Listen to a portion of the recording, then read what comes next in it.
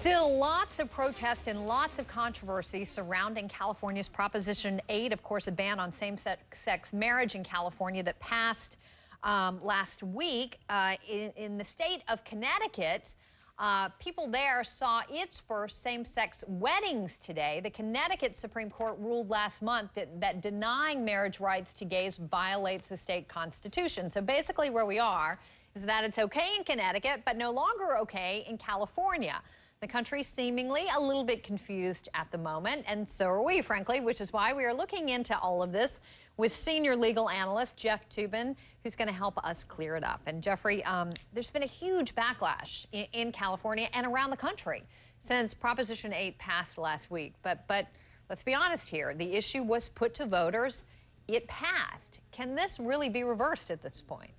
Only if it gets on the ballot again and voters decide to reinstate gay marriage. There is a small possibility that the courts would overturn Proposition 8, but I think that's a remote possibility. This is now firmly in the democratic process, and I think that's where it's going to stay. You see tonight, it's happening in New York. I think we're trying to get some tape of it right now. There are protesters who are picketing the New York headquarters of the LDS Church. You see it right there. That's the Mormon Church.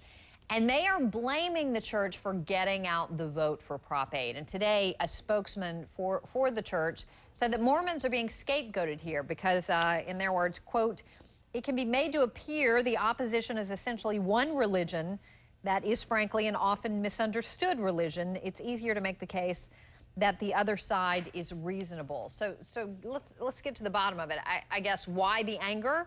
At the Mormons' role in getting this thing passed, more so than in anybody else? Well, certainly there were a lot of Mormons involved in financing and supporting the effort in support of Proposition 8. The church itself did not take a formal position because the church is not allowed to take political views.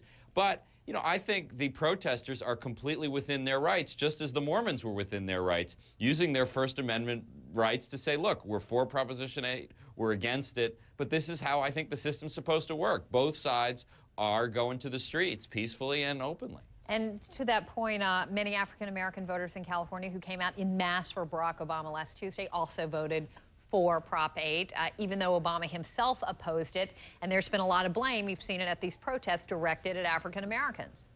Well, you know, this is one of the paradoxes of Proposition 8, is that you had, you know, a lot of African-American voters splitting their tickets, voting for Obama and also voting for Proposition 8. There is a lot of social conservatism in the black community on the issue of marriage. And also, I think there is some resentment about gay people acting like their crusade is equal to the civil rights crusade of the 60s and 50s. And that analogy offends some African Americans. It's a coalition that will have to be built or rebuilt if gay marriage is going to spread any farther than it already has. All right, Jeffrey Toobin for us tonight. Jeff, thanks. New York is next, though. We'll keep watching it and have you with us. Appreciate it. Still to